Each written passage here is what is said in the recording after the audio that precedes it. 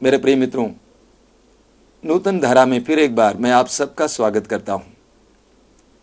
मेरा पूर्ण विश्वास है कि ये कार्यक्रम आपके लिए और आपके परिवार के लिए अनुग्रह का माध्यम बनता जा रहा है।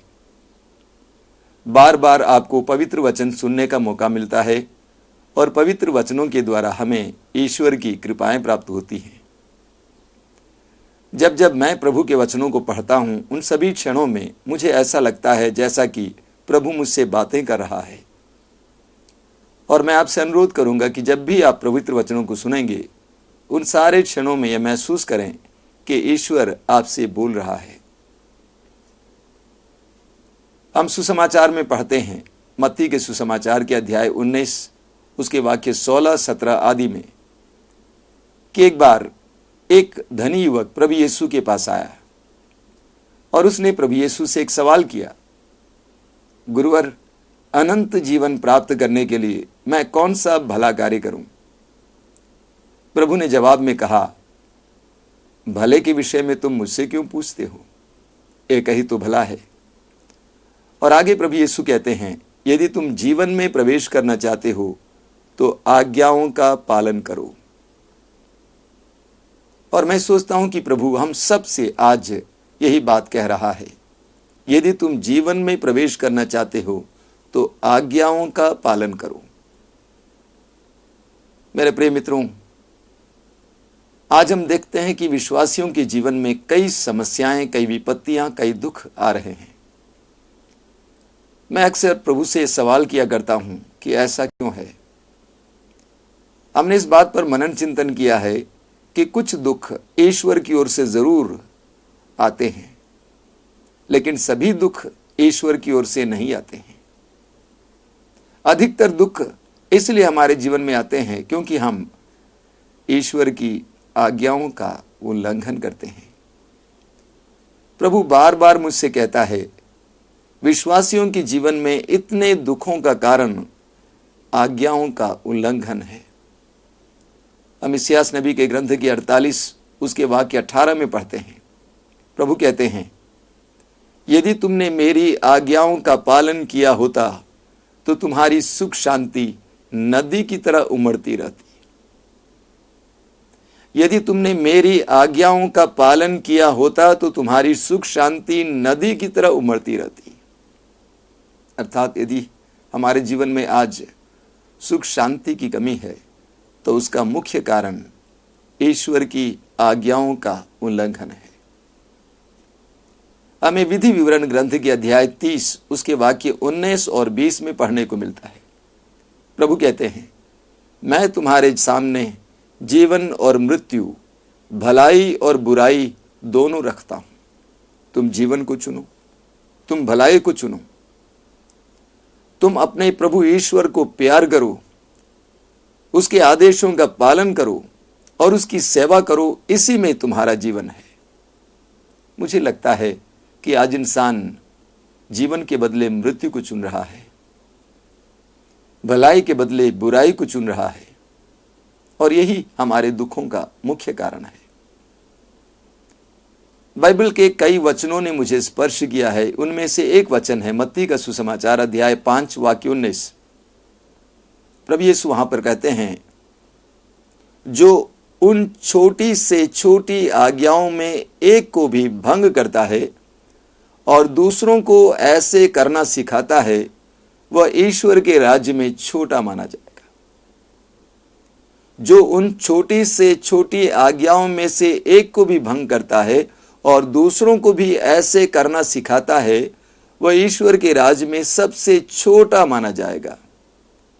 लेकिन जो उनका पालन करता है और दूसरों को उनका पालन करना सिखाता है, वह ईश्वर के राज्य में सबसे बड़ा माना जाएगा। प्रभु यीशु इस वचन के द्वारा हमें बताना चाहते हैं कि जो ईश्वर की आज्ञाओं का पालन करता है, चाहे वो छोटी से छोटी क्यों ना हो, उसे आशीर्वाद प्राप्त होता है, उसे अनुग्रह प्राप्त होता है।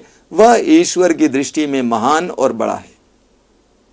जब से मैंने इस वचन को पढ़ा और इस वचन ने मेरे जीवन को स्पर्श किया, उस समय से मेरे जीवन में परिवर्तन देखने को मिल रहा है। एक एक आज्ञा का पालन करने का प्रयास करने लगा हूं।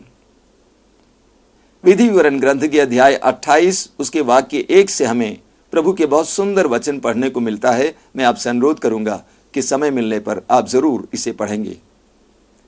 प्रभु कहते हैं, यदि तुम अपने प्रभु ईश्वर की वाणी पर ध्यान दोगे और उसके सब आज्ञाओं का पालन करोगे तो तुम्हें ये सारे वरदान प्राप्त होंगे और वे तुम्हें साथ देते रहेंगे। आगे उन वरदानों का सुंदर वर्णन है। प्रभु कहते हैं, नगर में तुम्हारा कल्याण होगा, देहात में तुम्हारा कल्याण होगा, घर पे कल्याण होगा, घर के बाहर कल्याण होगा। मैं तुम्हारे बच्चों को आशीर्वाद दूंगा, तुम्हारे जानवरों के बच्चों को आशीर्वाद दूंगा। यहां तक कि प्रभु कहते हैं कि आटा गूंथने वाले तुम्हारे बर्तन को मैं आशीर्वाद दूंगा। बहुत सुंदर। जो प्रभु की आज्ञाओं का पालन करता है, प्रभु से अनुग्रह प्रदान करता है। बाइबल में हमें इब्राहिम के बारे में पढ़ने को मिलता है। इब्राहिम विश्वासियों का पिता है और आज्ञा पालन का बहुत सुंदर प्रतीक और उदाहरण है। ईश्वर ने इब्राहिम को 100 साल की उम्र में एक पुत्र दिया। 25 साल की तपस्या, प्रार्थना, त्याग के बाद इब्राहिम को 100 साल की उम्र में एक पुत्र मिला। उसका नाम है इसहाक। और जब वो बालक बढ़ गया, उस समय प्रभु ने इब्राहिम को आवाज दी और कहा, इब्राहिम, अपने एकमात्र पुत्र इसहाक को मोरिया प्रदेश में ले आओ और जो पहाड़ मैं तुम्हें दिखाऊंगा उस पहाड़ पर उसकी बलि चढ़ाओ। जरा सोचिए, उस पिता के दिल में क्या बीता होगा, उसके हृदय में कितनी पीड़ा हुई होगी। लेकिन तब भी इब्राहिम ने ईश्वर की आज्ञा का अपमान नहीं किया, बल्कि ईश्वर की आज्ञा का पालन किया। वचन में बताता है कि इब्राहिम अपने पुत्र को लेकर मोरिया प्रदेश चला जाता है और जो पहाड़ ईश्वर ने इब्राहिम को दिखाया, उस पहाड़ पर एक वेदी बनाता है, अपने पुत्र इसहाक को उसके ऊपर लिटा देता है और उसकी बलि चाहने के लिए वो अपने हाथ में छुरा उठाता है। तब आकाशवाणी हुई, ईश्वर ने आवाज दी। क्या आवाज दी? ईश्वर ने कहा, अपने पुत्र पर हाथ नहीं उठाना। और आगे प्रभु कहते हैं, मैं शपथ खाकर कहता हूं, तुमने ये किया, तुमने अपने इकलौते पुत्र को भी मुझे देने से इनकार नहीं किया, इसलिए मैं तुम पर आशीष बरसाता रहूंगा। मैं तुम पर आशीष बरसाता रहूंगा। मेरे प्रिय मित्रों, जब हम ईश्वर की आज्ञाओं का पालन करते हैं, ईश्वर हमारे लिए भी ऐसा ही शपथ खाते हैं, ऐसी ही प्रतिज्ञा करते हैं, मैं तुम पर आशीष बरसाता रहूंगा। पवित्र बाइबल में हमें कई उदाहरण मिलते हैं जिसमें हमें देखने को मिलता है कि जो ईश्वर की आज्ञाओं, उनके आदेशों का पालन करता है, उस पर कैसे ईश्वर चमत्कारपूर्ण ढंग से आशीषें बरसाता है। हम संत यूहन्ना के सुसमाचार के अध्याय 2 में पढ़ते हैं, काना नगर में एक परिवार में विवाह चल रहा था। प्रभु यीशु मसीह वहां पे उपस्थित थे अपने शिष्यों के साथ। उनकी मां मरियम भी वहां पर उपस्थित थी।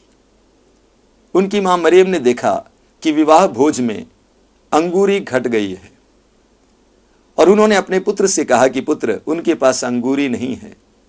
प्रभु ने कहा, इसमें आपको और मुझे क्या, मेरा समय नहीं आया है। लेकिन वो मां छोड़ती नहीं है, क्योंकि वो जानती थी इस पुत्र में सामर्थ्य है, शक्ति है। और उसने सेवकों से कहा, जैसे वो कहेगा वैसे ही करना।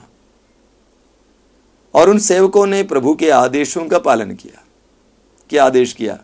प्रभु ने कहा, जो शुद्धिकरण के लिए मटके रखे हुए थे, उन मटकों को पानी से भर दो। और उन्होंने ऐसा ही किया। उसके बाद प्रभु ने कहा, इसमें से थोड़ा सा जल ले लो और प्रबंधक को दिखाओ। सेवकों ने कोई सवाल नहीं किया कि गुरुवर, ये तो जल मात्र है, पर उन्होंने प्रभु के आदेश का पालन किया। और नतीजा क्या हुआ? वचन में बताता है कि मार्ग में वह जल अंगूरी में परिवर्तित हुआ और वो भी बढ़िया अंगूरी में परिवर्तित हुआ।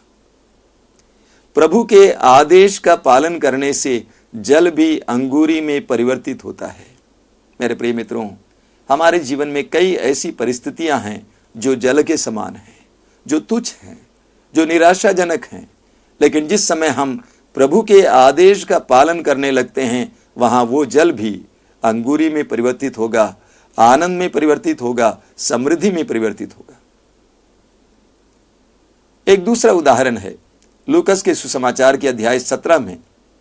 प्रभु यीशु मसीह मार्ग से गुजर रहे थे और वचन हमें बताता है कि 10 कोढ़ी दूर खड़े होकर प्रभु यीशु को पुकार कर कहा कि हे यीशु, हम पर दया कीजिए। प्रभु ने उनसे क्या कहा? प्रभु ने कहा, जाकर पुरोहितों को दिखाओ। क्या मतलब इसका? उस जमाने में जब किसी को कोढ़ का रोग मिलता था तो वो समाज से अलग किया जाता था। उसे समाज में उठने बैठने का अधिकार नहीं था, और अगर वो चंगा भी हो जाता था तो उसे पुरोहितों को दिखाना पड़ता था, जो उसका निरीक्षण करते थे और प्रमाण पत्र देते थे ताकि समाज में उसको वापस लिया जाए। तो जब प्रभु ने इन 10 कोढ़ियों से कहा कि जाकर पुरोहितों को दिखाओ, इसका मतलब यह था कि तुम शुद्ध हो गए हो, जबकि सत्य यह है कि वे शुद्ध नहीं हुए थे। लेकिन उन्होंने प्रभु से सवाल नहीं किया कि प्रभु गुरुवर, हम चंगे तो नहीं हुए, बल्कि उन्होंने प्रभु के आदेश का पालन किया। वचन हमें बताता है कि वे मार्ग में चंगे हो गए।